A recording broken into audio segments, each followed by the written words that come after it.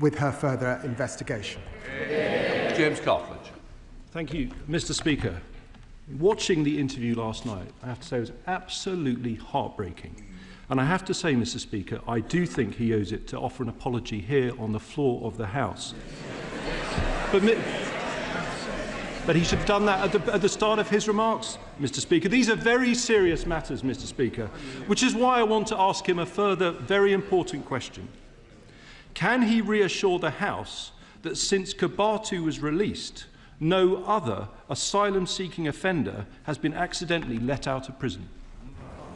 Deputy Prime Minister. Well, the House is thankfully quiet, so I'm surprised the honourable gentleman didn't hear me when I said that, of course, I apologise and I'm sorry for the anxiety caused.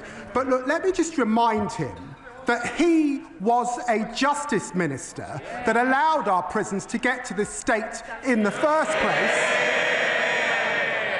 And it's now for us to fix the mess that we've got into. It's important that Dame Lynn Annals can now continue her work and understand what is happening. He knows that early release has begun under their watch in 2021.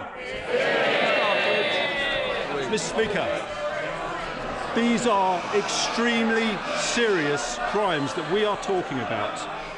I'm going to ask him the question again.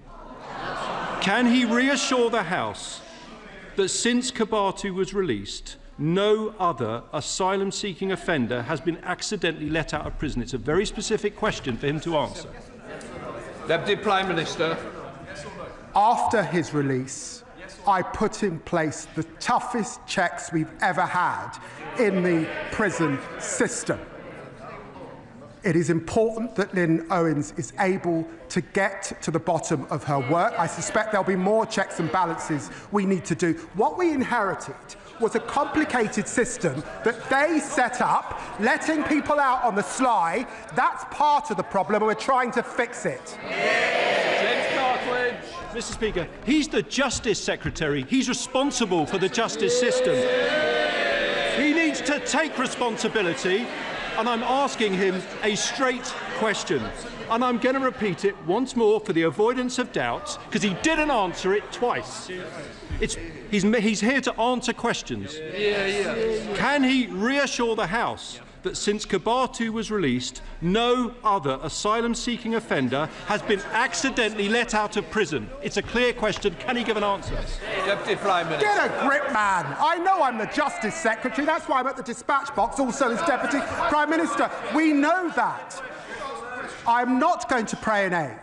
Dame Anne Owens is a former Deputy Commissioner in London, head of the NCA. It is for her to get to the bottom of that work.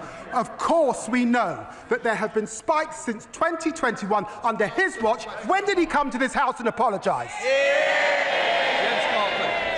Thank you, Mr. Speaker. The purpose of government is to take... I want to hear both. Quiet. James Cartledge. Mr. Speaker, it's getting noisier now, so just in case he didn't hear me.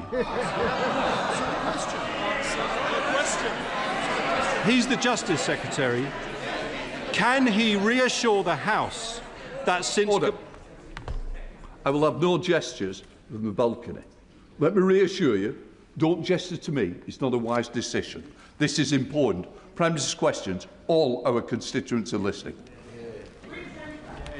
People in Epping and right across the country want to know the answer, Mr. Speaker. So I'm going to ask him again. He's the Justice Secretary. Can he reassure the House that since Kabatu was released, no other asylum-seeking offender has been accidentally let out of prison? Can he answer the question? Deputy Prime Minister. I've got to tell you, I spent 14 years in opposition, and I did a hell of a lot better than he's just done. I have answered the question.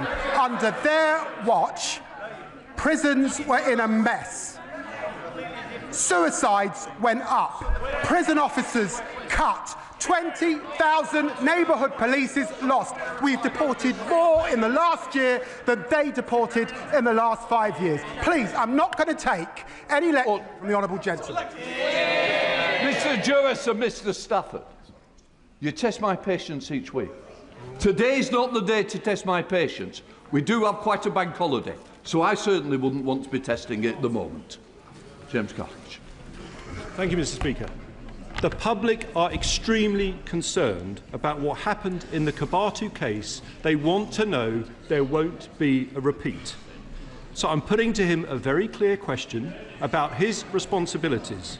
I repeat, can he reassure the House that since Kabatu was released, no other asylum-seeking offender has been accidentally let out of prison? Can he answer the question? Deputy Prime Minister. Mr. Speaker, I'm looking forward to being up against the member for Newark next time.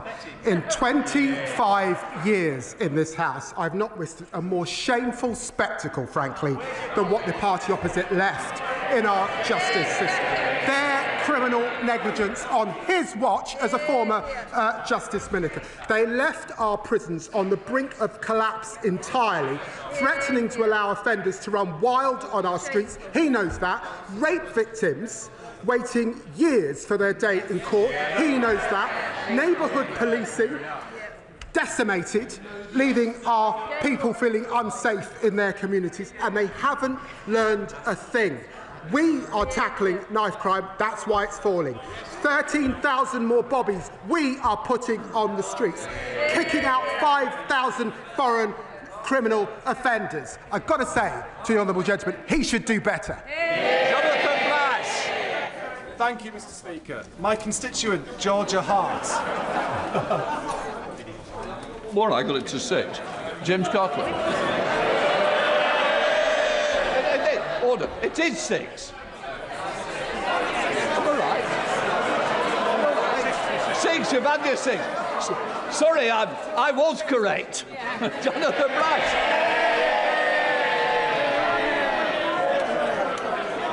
Mr. Speaker. Order. Jonathan Blash. Mr. Speaker, my constituent, Georgia Hart, was just 15 years old when she was diagnosed with Friedreich's Ataxia, a cruel and degenerative condition that slowly robs a person of their mobility and independence.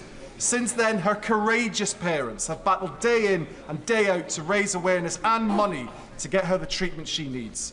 There is now a drug, omavalaxolone, which has been proven to slow the progression of the disease. Yet despite this, it's been stalled by NICE, partly because the number of patients affected is judged to be above the limit for ultra-rare conditions. Georgia and those like her are being failed not because the science isn't there, not because the treatment isn't there, but because simply the numbers do not add up. Does the Deputy Prime Minister agree we cannot allow bureaucracy to stand in the way of life-changing treatment? And will he commit to ensuring that I, along with Ataxia UK, can meet the relevant minister at the earliest opportunity so that Georgia and her families do not lose more